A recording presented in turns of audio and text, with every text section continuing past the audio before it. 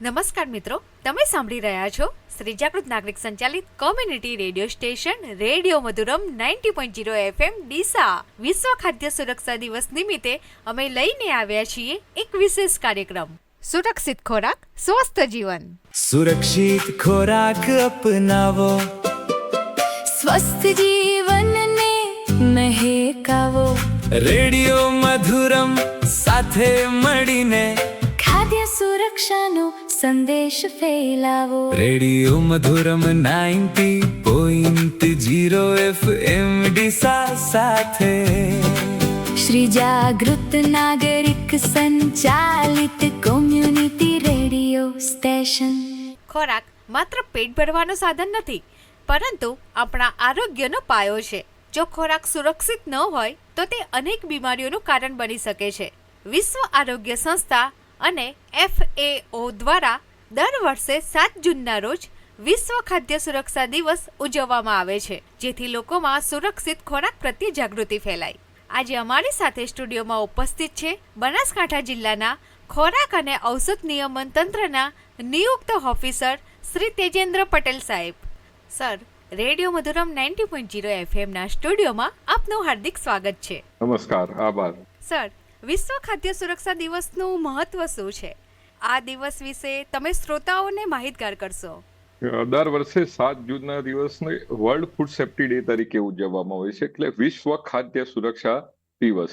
આનો મુખ્ય હેતુ એ છે કે જે વ્યક્તિ છે, લોકો છે, એમને સલામત ખોરાક મળી રહે, ખાદ્ય સુરક્ષા માટે જનજાગૃતિ થાય અને દરેક વ્યક્તિને સુધી સલામત ખોરાક પહોંચી શકે તે સામૂહિક પ્રયાસ કરવાનો એક મુખ્ય ઉદ્દેશ છે.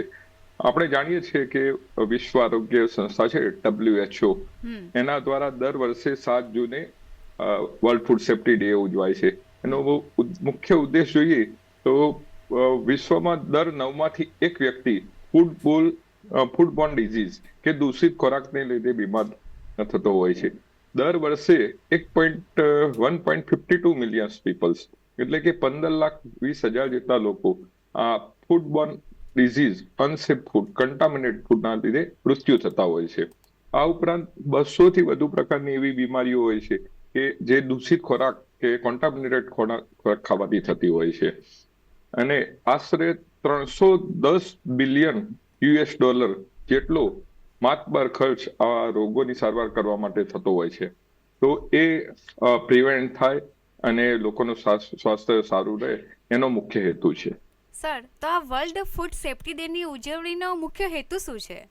આ વખતની વર્ષની થીમ જોઈએ તો વર્લ્ડ ફૂડ સેફ્ટી ડે એટલે કે from burden to solution, safe food everyone, કે દરેક વ્યક્તિને સલામત અને સ્વાસ્થ્ય ખોરાક મળી રહે, એ મુખ્ય હેતુ છે.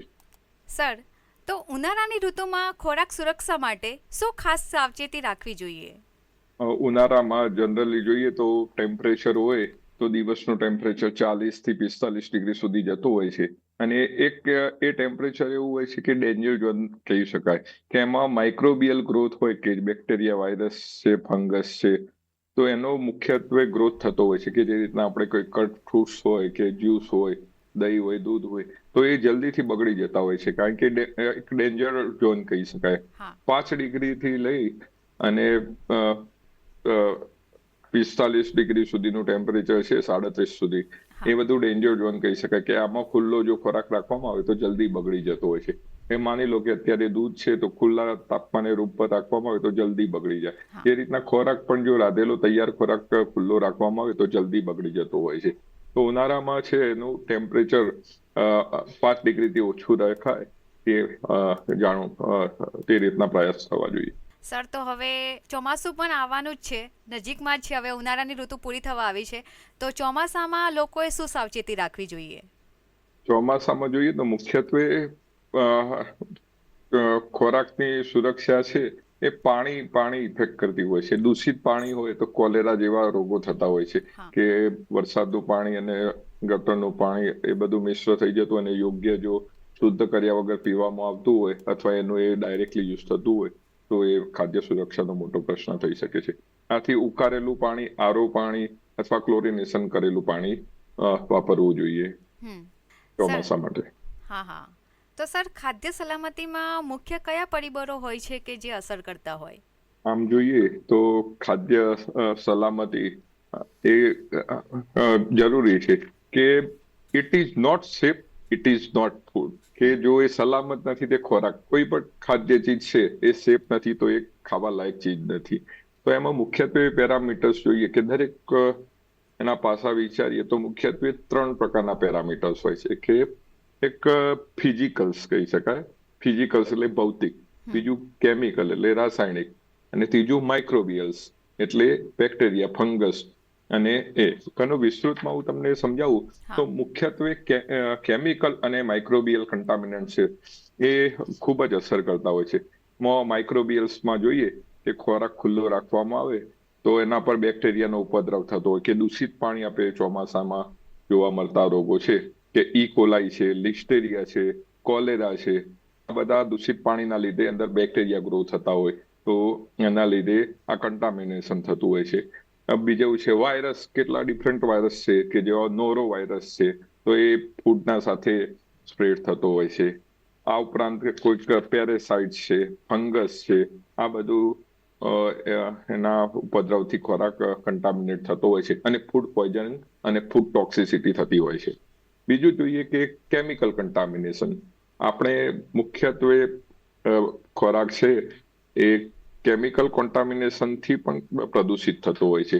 તો એમાં જોઈએ તો હેવી મેટલ્સ કે લેડ છે, મર્ક્યુરી છે, કે પેસ્ટિસાઇડ કે એગ્રીકલ્ચર પ્રેક્ટિસીસ કે વેટેનરી પ્રેક્ટિસ કરતા હોય તો એના અંદર જે ડ્રગ્સ વપરાતા હોય કે પેસ્ટિસાઇડ વપરાતા હોય તો એની માત્રા વધુ પ્રમાણમાં હોય તો એનું નુકસાનકારક થતી હોય છે. બીજું જોઈએ તો ફૂડ એડિટિવ્સ, કે માની લો કે આપણે બધાને કલરફુલ વસ્તુઓ ગમતી હોય કે મીઠાઈ છે કે કેક છે કે બિસ્કિટ, તો એની અંદર જે વપરાતા કલર હોય એ માન્ય માત્રાના હોવા જોઈએ. વધુ પ્રમાણમાં માત્રા આકર્ષિત કરવા માટે વાપરવામાં આવતી હોય છે તો એનાથી કન્ટામિનેશન થતું હોય છે.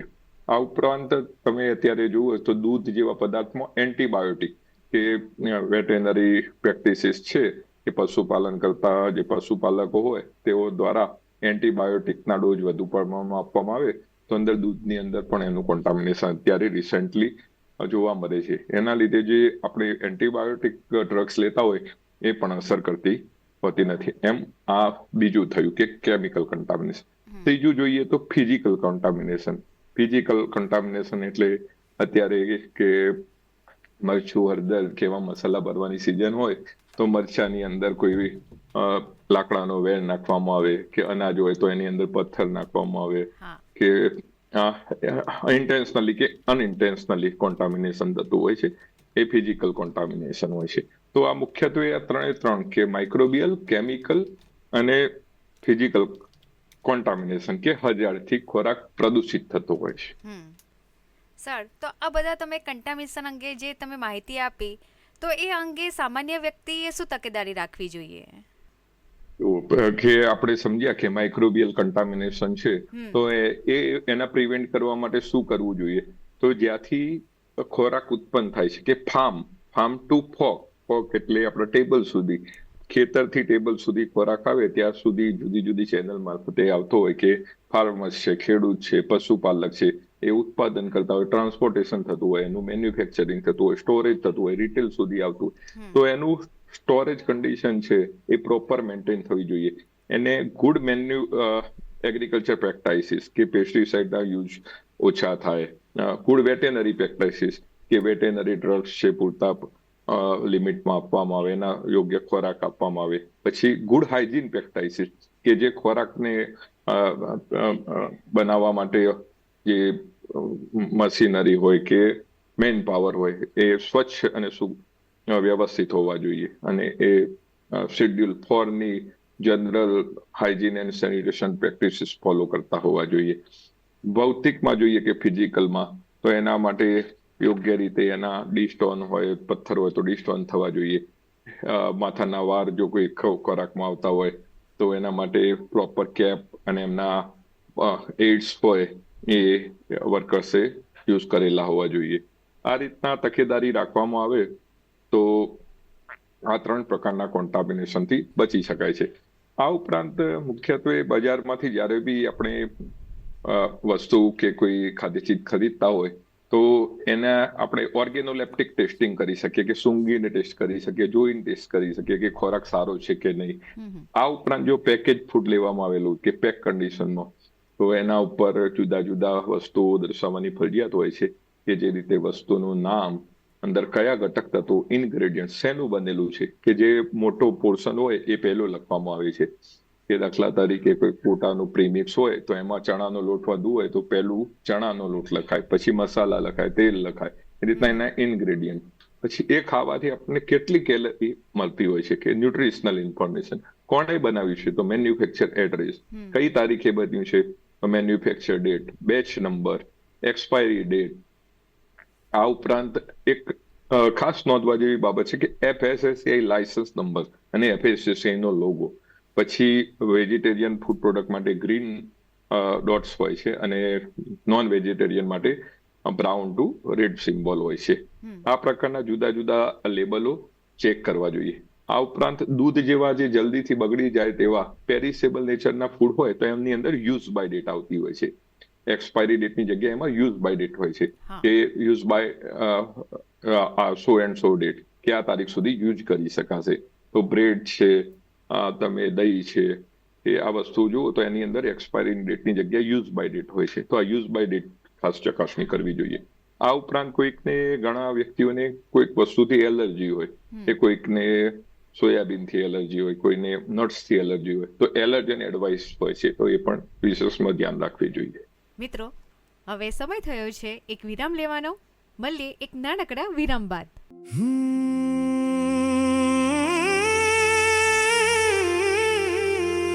સુરક્ષિત ખોરાક સ્વસ્થ જીવનનો આધાર.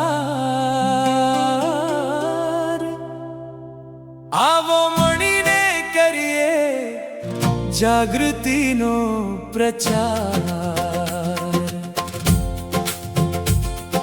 સ્વચ્છતાને સાવચેતી રાખીએ દરેક વાર. સુરક્ષિત ખોરાક સ્વસ્થ જીવનનો આધાર. ભોજન પહેલા હાથ ધોઈએ, રાખીએ સ્વચ્છતા. તાજો ખોરાક અપનાવી વધારીએ તંદુરસ્તતા. ભેળસેળથી દૂર રહીએ એ જ સાચો વિચાર. સુરક્ષિત ખોરાક સ્વસ્થ જીવનનો આધાર. સુરક્ષિત ખોરાક સ્વસ્થ જીવનનો આધાર. આવો મળીને કરીએ જાગૃતિનો પ્રચાર. ટિકિટ ઉપર તારીખ વાંચો, ગુણવત્તા પર ધ્યાન. FSSAI નંબર જોવો એ જ છે ઓળખાણ. જાગૃત ગ્રાહક બનીએ સૌ, કરીએ સાચો વ્યવહાર. સુરક્ષિત ખોરાક સ્વસ્થ જીવનનો આધાર. બાળકો, યુવાનો, વડીલો, સૌને છે સંદેશ. સુરક્ષિત ભોજન અપનાવી રાખો આરોગ્ય વિશેષ. વિશ્વ ખાદ્ય સુરક્ષા દિવસે કરીએ સૌ સંકલ્પ સાર. સુરક્ષિત ખોરાક સ્વસ્થ જીવનનો આધાર. રેડિયો મધુરમ સાથે મળીને જાગૃતિનો ફેલાવીએ પ્રકાશ. દિશાથી ગામડે ગામડે પહોંચે ખાદ્ય સુરક્ષાનો વિશ્વાસ. સુરક્ષિત ખોરાક સ્વસ્થ જીવન આપણો સંકલ્પ, આપણો વિકાસ. રેડિયો મધુરમ 90.0 FM દિશા. શ્રી જાગૃત નાગરિક સંચાલિત કોમ્યુનિટી રેડિયો સ્ટેશન દિશા. સુરક્ષિત ખોરાક સુરક્ષિત ખોરાક. મિત્રો, આપ સૌનું ફરીથી સ્વાગત છે રેડિયો મધુરમ 90.0 એફએમના આજના ખાસ કાર્યક્રમ સુરક્ષિત ખોરાક સ્વસ્થ જીવનમાં. આપણી સાથે જોડાયેલા છે બનાસકાંઠા જિલ્લાના ખોરાક અને ઔષધ નિયમન તંત્રના નિયુક્ત ઓફિસર શ્રી તેજેન્દ્ર પટેલ સાહેબ. તો સર, તમારો રોલ ખાદ્ય સલામતી માટે કેવો હોય છે? અમારો પરિચય આપું તો હું ખોરાક અને ઔષધ નિયમન તંત્ર, ગુજરાત રાજ્ય આરોગ્ય અને પરિવાર કલ્યાણ વિભાગ હેઠળ અમારી કામ થતું હોય છે. એમાં FSSA મુખ્ય સંસ્થા છે. એ નેશનલ લેવલની આપણી બોડી છે. એના અંદર સ્ટેટ ઓથોરિટી હોય છે ને એક સેન્ટ્રલ ઓથોરિટી હોય છે. સ્ટેટ ઓથોરિટી એટલે દરેક સ્ટેટના જોડે ફૂડ ઓથોરિટી હોય છે. એમાં કમિશનર ઓફ ફૂડ સેફ્ટી હોય છે. દરેક જિલ્લામાં ડેઝિગ્નેટેડ ઓફિસર હોય છે. એમના નીચે ફૂડ સેફ્ટી ઓફિસરો હોય છે. ફૂડ સેફ્ટી ઓફિસરો બજારમાં જે ખાદ્ય ચીજો વેચાતી હોય તો એની સુરક્ષા માટે રેગ્યુલર રેન્ડમલી નમૂના લેવામાં આવતા હોય છે. શંકાસ્પદ ચીજોના નમૂના લઈ લેબોરેટરીમાં મોકલવામાં આવે છે. જો લેબોરેટરીમાંથી નમૂનાઓ નાપાસ થાય તો એમની સામે કોર્ટમાં કેસ દાખલ કરવામાં આવે છે. બીજું જોઈએ તો જેટલા બી ખાદ્ય ચીજના ધંધા સાથે સંકળાયેલા ફૂડ બિઝનેસ ઓપરેટરો કે જે ખાદ્ય પદાર્થનો ધંધો કરે છે તે ફૂડ બિઝનેસ ઓપરેટરો ને રજીસ્ટ્રેશન આપવાના, લાયસન્સિંગ કરવાનું, એમના ટ્રેનિંગ આપવાની, આપ જુદી જુદી પ્રકારની કાર્ય કરવામાં આવતું હોય છે. આ ઉપરાંત શંકાસ્પદ જથ્થો જણાતો હોય તો એને માનવ ખાદ્ય ચીજ માટે વપરાય નહીં તો તે માટે સીઝ કરવામાં આવતો હોય છે. આ ઉપરાંત ગ્રાહકોની જનજાગૃતિ માટે અમારે ફૂડ સેફ્ટી વાન છે કે mobile testing on the spot testing કરી આપતા હોય છે. તો એ વાન મારફતે પ્રદર્શનો ગોઠવવામાં આવતા હોય છે અને ઓન લાઈવ ટેસ્ટિંગ પણ એમાં કરવામાં આવતું હોય છે. આ ઉપરાંત FSSA ના જુદા જુદા ઇનિશિયેટિવ છે કે FoSTaC food safety training and certification, તો એના દ્વારા વેપારીઓને તાલીમ આપવામાં આવતી હોય છે. એક ઈટ રાઇટ ઇન્ડિયા મુવમેન્ટ છે કે લોકો સલામત ખોરાક ખાય, ખાંડ છે, સુગર છે, ઓઇલ છે, એનું કન્ઝપ્શન ઓછું થાય એટલે નોન કોમ્યુનિકેબલ ડિઝીઝ છે એ ઓછા થાય. પછી જે આપણા હોટલ રેસ્ટોરન્ટ છે તો એના માટે હાઇજીન રેટિંગ કરવામાં આવતું હોય છે કે 2 સ્ટાર, 3 સ્ટાર, 4 સ્ટાર, 5 સ્ટાર સુધીનું. આ ઉપરાંત આપણે જોઈએ તો ફૂડ ફોર્ટિફિકેશન એટલે કે આપણે જાણીએ છીએ કે ભૂતકાળમાં મીઠું હતું, લોકોના આયોડિનની ઉણપ હતી, તો સરકાર દ્વારા મીઠાનું આયોડાઇઝેશન ફરજિયાત કરવામાં આવેલું એટલે ફૂડ ફોર્ટિફિકેશન. તો એ ફૂડ ફોર્ટિફિકેશનના પ્રોગ્રામો પણ ચલાવવામાં આવતા હોય છે કે દૂધની અંદર ફોર્ટિફિકેશન કરવામાં, ઓઇલની અંદર કરવામાં આવતું હોય છે. મેદો છે, આટો છે, સ્ટેપલ ફૂડ છે, એની અંદર ફૂડ ફોર્ટિફિકેશન કરવાથી ઘણા મોટા એરિયાને કવર કરી શકાય છે અને લોકોને રોગમુક્ત કરી શકાય છે અને તંદુરસ્ત રાખી શકાય છે. હા સર. સર, આપણા જિલ્લામાં અવારનવાર ભેળસેળવાળી વસ્તુ પકડાતી હોય છે, તો આપણા જિલ્લામાં મુખ્યત્વે કયા પદાર્થોમાં એડલ્ટ્રેશન એટલે કે ભેળસેળ પકડાય છે? આમ તો જોઈએ તો મુખ્યત્વે અહીંયા એડિબલ ઓઇલ, ઘી અને સ્પાઇસીસ, આ 3 વસ્તુ હોય તો એમાં ભેળસેળ એડલ્ટ્રેશનની શક્યતા વધુ હોય છે. કે જે કોસ્ટલી પ્રોડક્ટ હોય અને લૂઝ વેચાતી હોય, કે જે ઘી છે તો ઘી બજારમાં 700 થી 600 રૂપિયા કિલો મળતું હોય છે, તો એની જગ્યાએ એસેન્સ, ફ્લેવર, કલર અને પામ ઓઇલ, સોયાબીન ઓઇલ, આ રીતના એના ઘી જેવો પદાર્થ તૈયાર કરીને બજારમાં વેચવામાં આવતો હોય છે અને મોટા ભાગે એના એડલ્ટ્રેશન પકડવામાં આવતા હોય છે. આ ઉપરાંત ઉનાળાની સિઝન હોય અને જ્યારે ગૃહિણીઓ ખાદ્ય મસાલા ભરવાની તૈયારી કરતા હોય તો એ ટાઈમે મરચાની અંદર કલર છે કે હલકી ગુણવત્તાવાળું મરચું છે, લાકડાનો વેર છે કે અન્ય સ્ટાર્ચી મટીરિયલ નાખીને એમાં ભેળસેળ કરવામાં આવતી હોય છે, જે આશરે 50 થી 60 રૂપિયા કિલો જેટલું એમનું પડતર હોય છે. એની સામે 400 થી 500 રૂપિયા વેચાણ કરતા હોય છે. તો આવા તત્વોને પકડી લેવામાં આવતા હોય છે. સર, તો આપણે આજે ખાદ્યની વાત કરી કે ગૃહિણીઓ વાપરતી હોય છે, તો એમાં સર રસોડામાં મરચું વપરાય, તો આ મરચાની જે ભેળસેળ હોય છે તો સામાન્ય વ્યક્તિ કેવી રીતે જાણી શકે? મરચાની ભેળસેળ તો જો પહેલું તો કોઈ પણ વસ્તુ છે લૂઝ ખરીદવું ના જોઈએ. પેકિંગમાં ખરીદવું જોઈએ. હા. અને એના જો એક આપણું એડલ્ટ્રેશન ડિટેક્શન માટે રેપિડ ટેસ્ટ આવતા હોય છે, તો એના વિડીયોઝ આપણે જે એક બીજી વાત કહું, હા. એક સોશિયલ મીડિયા પર ફૂડ એડલ્ટ્રેશન માટેના FSSAI ના પેજ છે, તો એમાં તમે સ્ક્રોલ ડાઉન કરીને એના વિડીયો બી જોઈ શકતા હોય છે કે કઈ રીતના રેપિડ તમે ઓન ધી સ્પોટ ઘર પર અમુક પ્રાઇમરી ટેસ્ટિંગ કરીને વસ્તુ ચેક કરી શકો. જો પાણીનો ગ્લાસ હોય ટ્રાન્સપરન્ટ, એની અંદર જો મરચું નાખવામાં આવે અને મરચાની અંદર ઝડપથી કલર છોડી દે, તો એ ભેળસેળ વાળું કે કલર વાળું મરચું હોય. તો આ રીતના પ્રકારના ટેસ્ટ કરી અને જાણી શકાતું હોય છે. આ ઉપરાંત પણ કોઈને જો શંકાસ્પદ લાગતું હોય તો અમારી મોબાઈલ ટેસ્ટિંગ વાન છે, તો એની અંદર પણ આ મરચાના ઇથર સોલ્યુશન હોય છે, એની અંદરથી એનું એક્સટ્રેક્ટ કરીને પણ ટેસ્ટ કરી આપવામાં આવતા હોય છે. તો સર, આવી દૈનિક જીવનમાં વપરાતી એવી બીજી કઈ કઈ વસ્તુઓ છે કે જેઓ ગ્રાહકો પોતાના ઘરે બેસીને પ્રાથમિક તપાસ કરી શકે? આવા તો ઘણા બધા ટેસ્ટ હોય છે કે આપણે જોઈએ તો સ્ટાર્ચની ભેળસેળ હોય, કોઈ ઘણા પદાર્થની અંદર સ્ટાર્ચ નાખવામાં આવેલો, તો આયોડિન સોલ્યુશન થી નાખીએ તો બ્લુ કલર ડેવલપ થતો હોય. પછી ઘી હોય તો ઘીની અંદર બી આપણે એક બાઉડિન ટેસ્ટ આવે છે. એ બાઉડિન ટેસ્ટ સિમ્પલ ટેસ્ટ હોય છે કે જે આપણે એસિડ વપરાતું હોય ઘરની અંદર ટાઇલ્સને ક્લીન કરવા માટે, એ એસિડ થી પણ એની ચકાસણી કરી શકતા હોય છે. દૂધ હોય તો દૂધની બી ચકાસણી કરતા હોય કે એક સ્લાઇડ હોય તો સ્લાઇડની ઉપર ટપકું મૂકતા હોય ને, તો જો જલ્દીથી પસરી જાય તો એમાં પાણીની ભેળસેળ હોય એવું કહી શકાય.